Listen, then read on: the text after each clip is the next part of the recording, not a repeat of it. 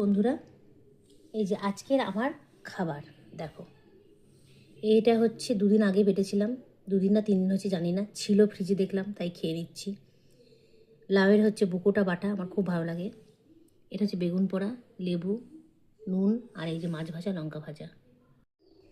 Main ঘটনাটা হচ্ছে আমার বোন, আমার বর, এরা সব গেছে আমার বাপের বাড়ির ওখানে, আমার বোনের বাড়িতে, ঠিক আছে। প্রতিদিন এরা মাটন খাচ্ছে, চিকেন খাচ্ছে, বাংলাদেশি ইলিশ খাচ্ছে। এরা কী করছে, বোয়াল মাছ খাচ্ছে, ভিডিও পাঠাচ্ছে, ফটো পাঠাচ্ছে। প্রতিদিন কি সহ্য করা যায় বলো? কাল বেচারি আমি পুরো ঘর ঝেড়েছি, পান্তা ভাত খেয়েছি। আজকে এই খাবার যথেষ্ট, আমার এই খাবার খুব প্রিয়, মানে মাছ মাংসের থেকেও বেশি ভালোবাসি আমি এসব খাবার। তো এরকম করে যদি দেখানো হয়, ওই 2 ক্রিমিনাল গেছে, তার সাথে ওখানে একটা ক্রিমিনাল জুটেছে, ওই একটা ক্রিমিনাল, 3 ক্রিমিনাল মিলে আমাকে ওগুলো ফটোগুলো পাঠাচ্ছে, ভিডিও। এদেরকে কি করা উচিত বলো? তোমরাই বলো এদেরকে কী করা উচিত।